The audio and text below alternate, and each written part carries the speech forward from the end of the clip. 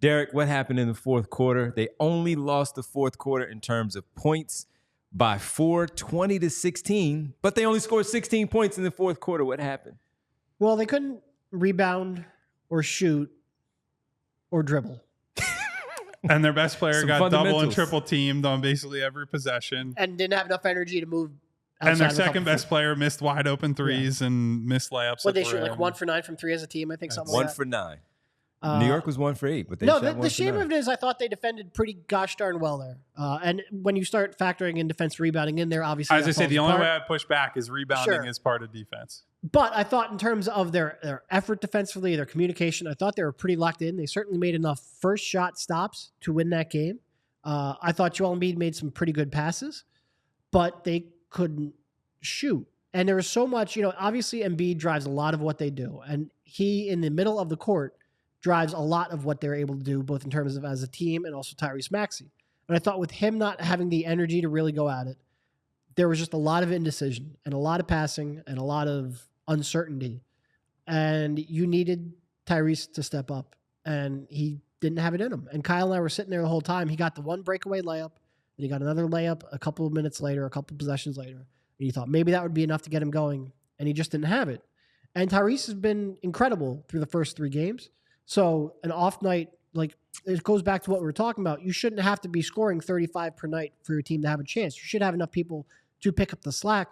They haven't at any point in this series. And so when Tyrese does finally struggle down the stretch, when Joel Embiid has nothing because he's played 32 straight minutes, we focus a little too much on that. But Tyrese wasn't good enough last night. And that's fine because he did enough to win you all 3 of the first games, but he didn't have enough last night. I would say the easiest way to tell it was not his night and he was not locked in. Go rewatch the sequence where Kyle Lowry intentionally misses the free throw in the final minute, makes the first, and there's a clear communication from the bench to Lowry, like, try to miss this one. Misses it intentionally. It's tipped out. And Maxey is like taken aback that the ball is coming out to the perimeter being tipped back. He's taking steps back, by the way. Is not at all prepared for the fact that they did exactly what was communicated to the guy at the free throw line to do. And it was perfectly missed, too.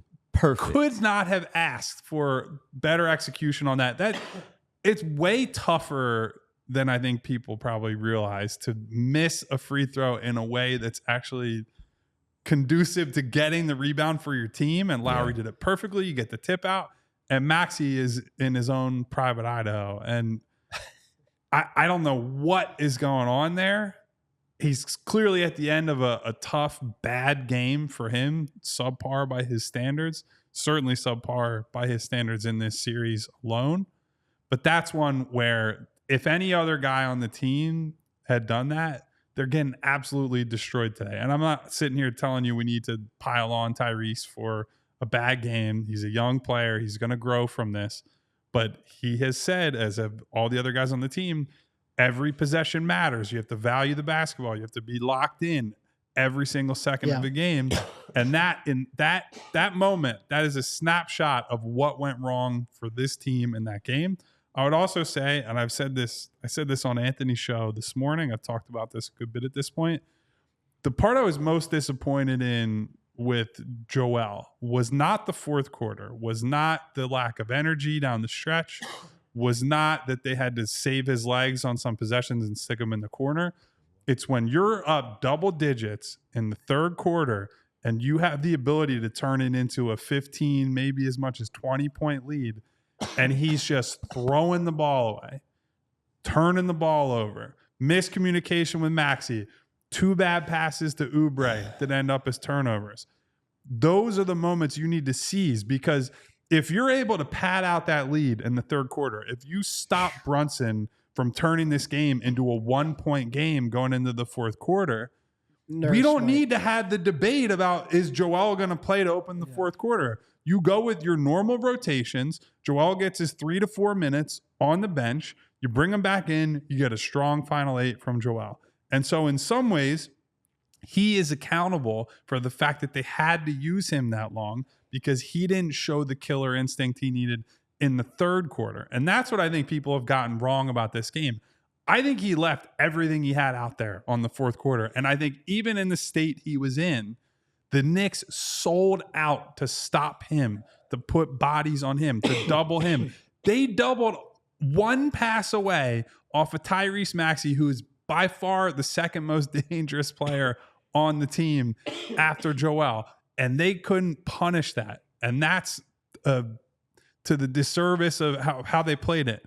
The third quarter is where I thought Joel really let this game get away. And that's where I came away the most disappointed with him. They were up by 10 twice in this game, and one of which were in the third quarter where, to your point, you thought that the opportunities that they had, the 3 consecutive turnovers in that spot, sure, after one, DiVincenzo hits a 3 to cut it to 7, but you had, again, another opportunity, and it was just bad turnovers in that spot. In the fourth quarter, as we talked about, both the Knicks and the Sixers made 6 field goals. So they both shot 20%, just under 30% in the frame. The Knicks points, though, 20 of which came off of second chance points. 11 of them, 7 offensive rebounds to the Sixers 4, and they still only had 2 second chance points. So the thing that has been killing the Sixers this entire series came to bite them in the you-know-what again in that fourth quarter. Maxey, 2 for 8, playing the full 12 minutes, but not able to give them anything offensively when that 2 for 8, that one missed big three-pointer. And I told Kyle this too, the 3 layups that they missed in the fourth quarter were really bad. Maxey missed a layup at the rim. It rolled off the lip of the rim.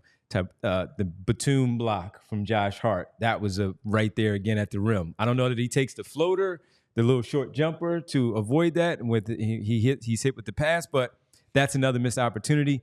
And then there was also the Harris one that we talked about that was really bad because his looked like the easiest one to make, and he just flat out blew it. So that is that fourth quarter. We all silly like the mayor.